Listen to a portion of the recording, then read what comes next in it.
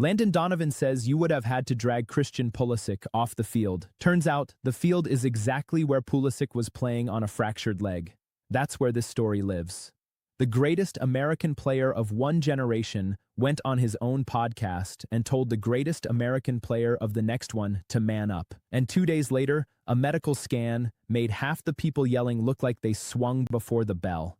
Here's what happened. And here's why it's bigger than one bad night. On July 6th, the United States men's national team walked into Seattle for a round of 16 game at their own World Cup in front of 66,925 people and lost to Belgium 4-1. Charles de Ketelaere scored twice. It was over before it felt real, and it was the last time the United States will host a World Cup for a long time because the next two go to Europe and Africa in 2030 and to Saudi Arabia in 2034. This was the home cycle. This was the one. In the 59th minute, down 3-1, Pulisic came off. He had twisted his right leg badly in the 52nd, catching the boot of Belgium's captain. After the game, Fox stuck a microphone in his face, and he said the thing that lit the fuse.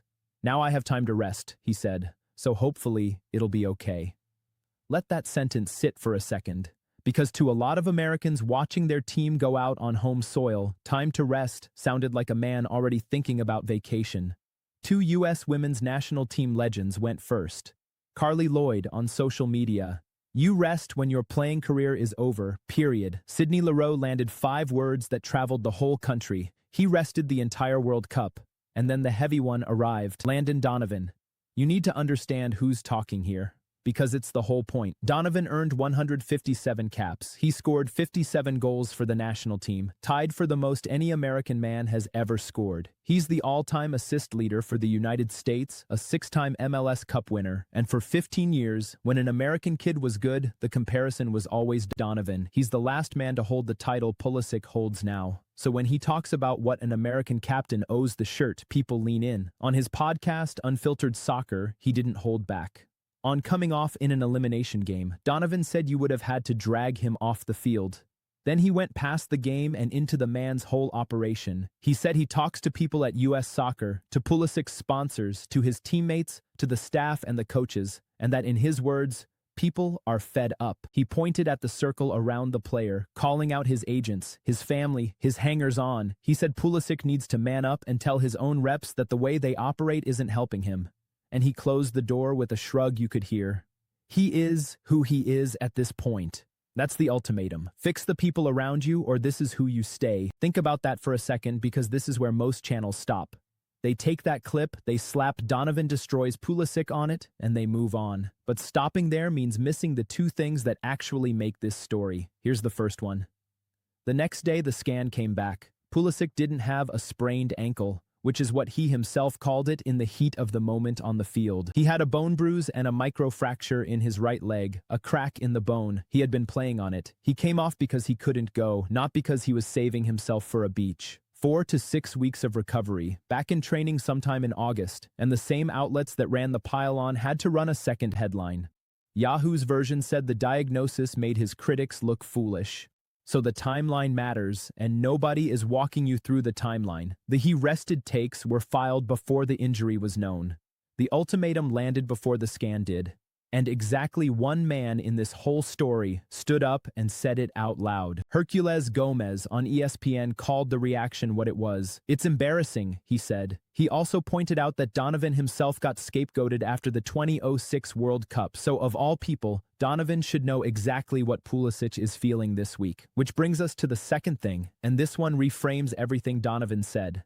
This isn't new, it's a year old, and it started at the 2025 Gold Cup. Last summer, the US played the Gold Cup as the final tune-up before the World Cup, and Pulisic sat it out to rest. His body was cooked. He had played around 100 games and more than 7,000 minutes over 2 seasons at AC Milan, one of the biggest clubs in Italy, and by his own words, his body started talking to him. What most people never heard is that he actually asked to play the warm-up games before the tournament, and the coach told him no. But the headline became simpler than that. Pulisic skipped the Gold Cup, and Donovan led the charge against him then too. So when you hear Donovan in July of 2026, you're not hearing a hot take about one substitution. You're hearing round 2 of a fight that's been simmering for 12 months. And here's the part that will stay with you. Because when Donovan criticized him last summer, it wasn't Christian who fired back first. It was his father. Mark Pulisic went on social media and needled Donovan about the one thing Donovan doesn't put on his highlight reel. Because Landon Donovan, the man lecturing Christian Pulisic about commitment, once walked away from the game at the peak of his career. In the winter of 2012, right as World Cup qualifying was starting, Donovan took an indefinite leave from his club and his country. He went to Cambodia, he played pickup soccer, he missed qualifiers, and when he came back, the coach left him off the roster for the 2014 World Cup, and to this day, people point at that break as the reason. The greatest American of his era got cut from a World Cup, and burnout was part of the story. Now sit with the symmetry. In 2012, Donovan rested because his body and his mind were done, and it may have cost him a World Cup. In 2025, Pulisic rested for the exact same reason, and Donovan called it a betrayal of the shirt, load management before the phrase existed, judged by the man who invented it. For the record, after that break, Donovan came back and won the 2013 Gold Cup as the best player in the tournament. The rest worked. It usually does. That's the part nobody wants to say out loud while they're yelling about it. So where does this actually stand tonight? Pulisic is 27. He's the active leading scorer in national team history with 33 goals, still chasing the 57 that Donovan and Clint Dempsey share at the top. He's rehabbing a cracked bone, aiming for August. He hasn't answered Donovan by name, not yet. His value has never been higher. New York City FC tried to bring him home with a package reported around $50 million, and AC Milan said no before the sentence finished. And the man who set the standard he's being measured against is the same man who once failed it worse. The armband is still his. The question Donovan really asked was never about one substitution. It was whether Pulisic will still be the leader of this team when the next cycle begins. And the answer to that one doesn't come from a podcast. It comes from whoever drags themselves back onto the field first.